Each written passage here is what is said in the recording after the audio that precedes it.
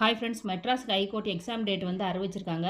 Driver இல்லாத மற்ற பதவிகளுக்கு வந்து அக்டோபர் 19ஆம் தேதியும், டிரைவருக்கு வந்து அக்டோபர் 20ஆம் தேதியும் வந்து எக்ஸாம் டேட் அறிவிக்கப்பட்டிருக்கு.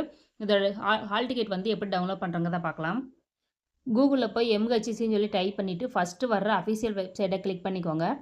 கிளிக் பண்ணி இங்கே 3 டாட்டை கிளிக் பண்ணி டெஸ்க்டாப் சைட்டை வந்து கிளிக் பண்ணிக்கோங்க. டிரைவர் தவிர மற்ற பதவிகளுக்கு அப்ளை பண்ணியிருக்கீங்க அப்படின்னா ஃபஸ்ட்டு இருக்கிற இந்த நோட்டிஃபிகேஷனை கிளிக் பண்ணுங்கள்.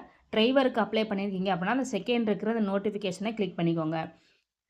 அந்த நோட்டிஃபிகேஷனை கிளிக் பண்ணதும் இப்படி தான் ஓப்பன் ஆகும். இதில் வந்து உங்களுடைய அப்ளிகேஷன் நம்பர் அல்லது நீங்கள் பதிவு செய்யும்போது கொடுத்த இமெயில் ஐடி இந்த ரெண்டில் ஏதாவது ஒன்றை கொடுத்து டைப் பண்ணிக்கோங்க. ரெண்டாவது பிறந்த தேதி, உங்களுடைய தேதி வந்து அப்ளிகேஷனில் எது இருக்கோ அதை கரெக்டாக டைப் பண்ணிக்கோங்க.